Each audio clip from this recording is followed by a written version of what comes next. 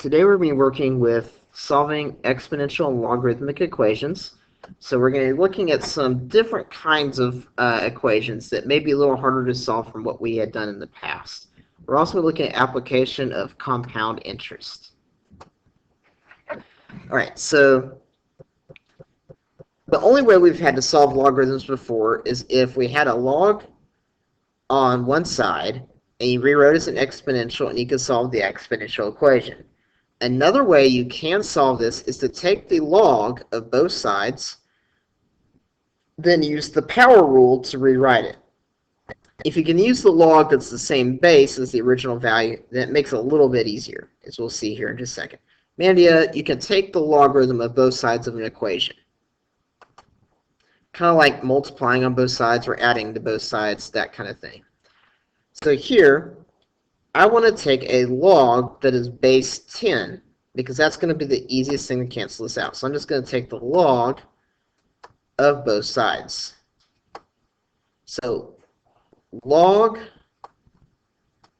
base 10 of 10 to the x equals the log of 4. And I rewrote with base 10 on that side for a reason.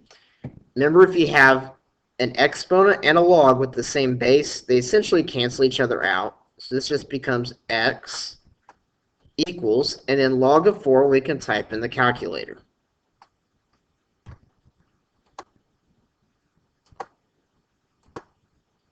So 0.6021.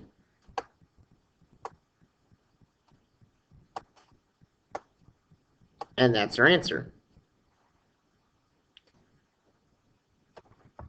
So take the log of both sides. If you can match the base of the exponent with either a 10 or an e, that's the best way to go.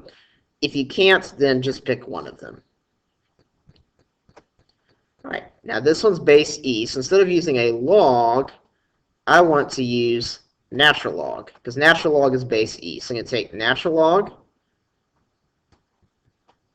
of e to the 0.02x. And take natural log of 192. Okay. Now here, remember, natural log is the same as log base e of e to the 0.02x.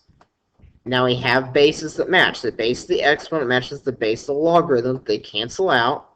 So it's just 0.02x. And let's bring this down.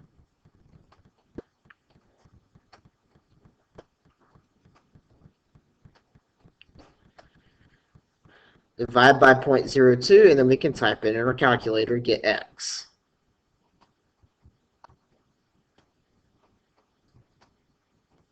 Okay, so we go to our trusty old calculator, 192. I need to take the natural log of it this time, and then divide that result by 0.02. So our answer is 262.8748.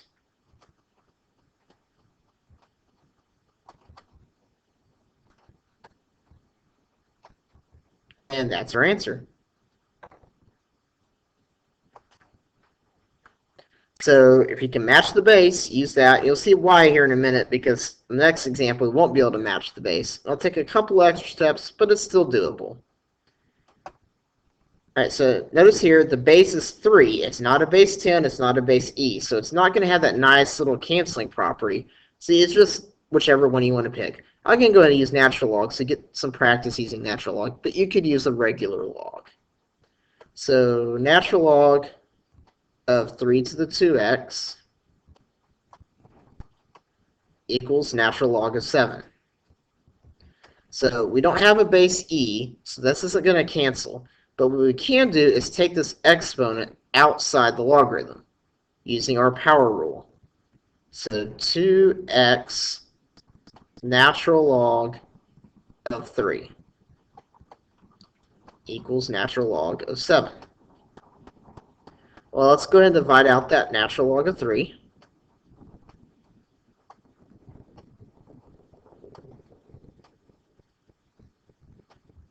So this cancels.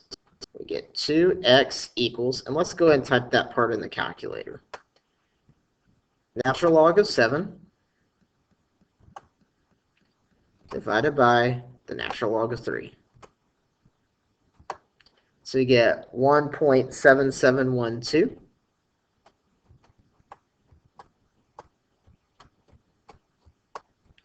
And we're going to take that, divide it by 2.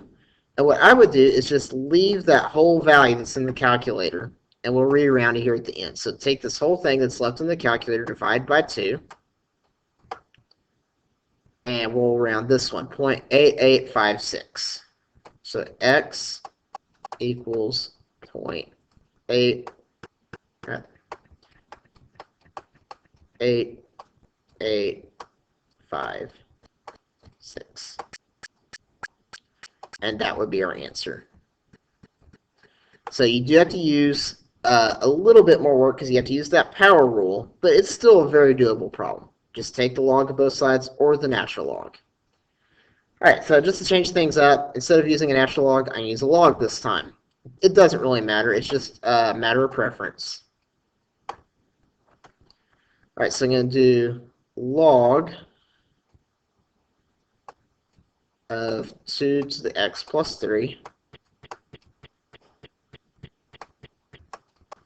and log of 5 to the x. All right, so we have exponents, so you can pull the exponent out front. Be careful on this one that you put it in parentheses,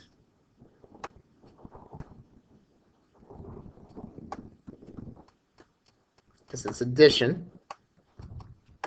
Pull this x out front.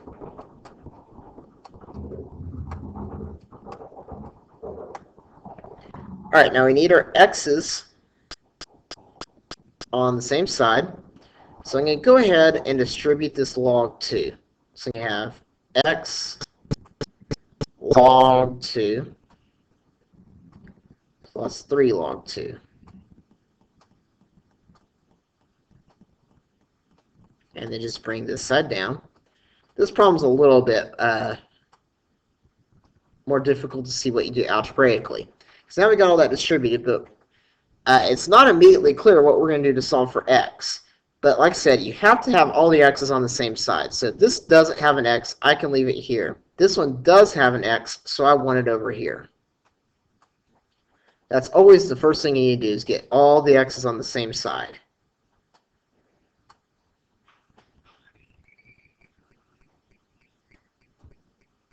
This is an x. Okay.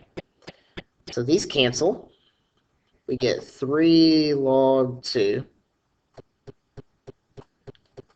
equals x log 5 minus x log 2. Now you can see, maybe, if you look at this, what's the same between this term and this term? Well, this one has an x, and this one has an x. So that's what we're trying to get by itself. So let's pull it out of both of those terms. So you pull out an x. Divide x out of this, we're left with a log 5. And if we pull an x out of this, we're left with a minus log 2. So we've now got that x separated from everything else. Bring this side down. Well, it's connected to everything in parentheses by multiplication, so all we have to do is divide what's in parentheses out.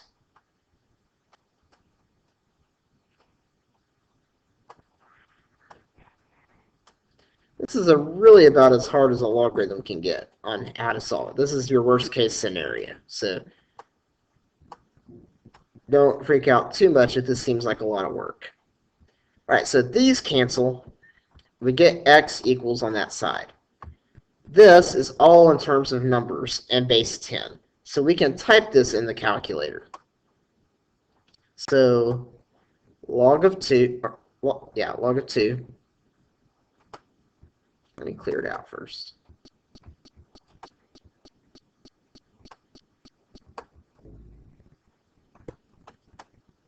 All right, so log 2 times 3. All right, that's the numerator. Divided by, and make sure if you're doing addition and subtraction in a fraction, we want to put that in parentheses. Okay, so the log of 5 minus the log of 2. And close the parentheses and press equals.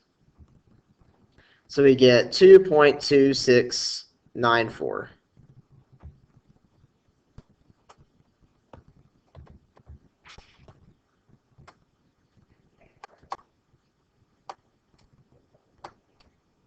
And that's our answer. If you're not sure, you could plug it back in and see if you get the same or something similar on both sides of the equation. All right. That's it on solving logarithms, or solving by taking a log of both sides. The other formula you need to be familiar with is the compound interest formula. This is it right here. A is the amount of interest accrued. R is the rate, the interest rate.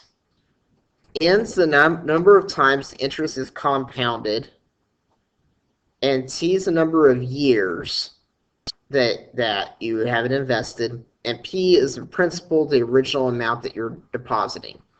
Okay, so compound interest, the difference is between this and the I equals PRT, the simple interest, is that you get money based on your interest. So it goes up a little bit faster, or in some cases a lot faster if it compounds more. All right, so if it says it compounds, we can use this formula. So let's fill in what we know. So we're depositing $2,000. That's going to be capital P at a rate of 5%. So we change this to a decimal. We see R is going to be 0.05.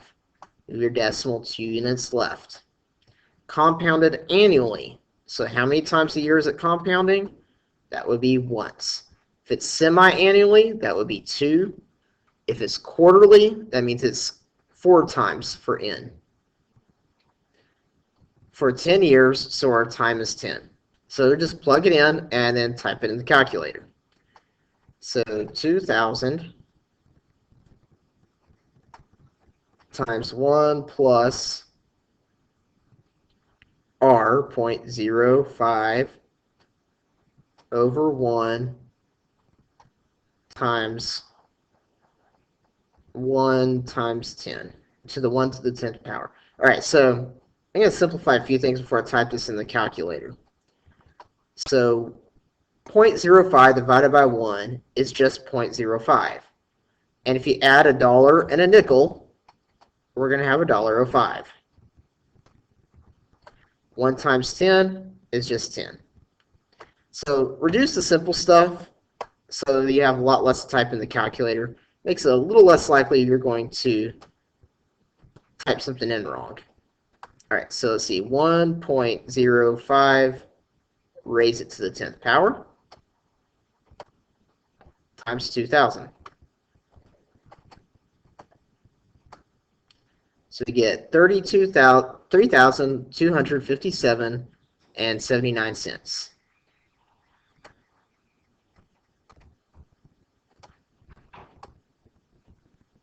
So 32.57, 79 cents. And it's a dollar amount, so you're going to round to the nearest cent, the second decimal place. All right. If you're missing some other value, so like if you're trying to find the number of years, you may have to use a logarithm in order to solve that. So I will do that with the lesson B work, considering we're running out of time. So the problems that go with this are numbers 51 to 57. These are the solving by taking a log of both sides, or the natural log. And also numbers 63 through 64. These are the compound interest problems. And I'll go over this example on the next video.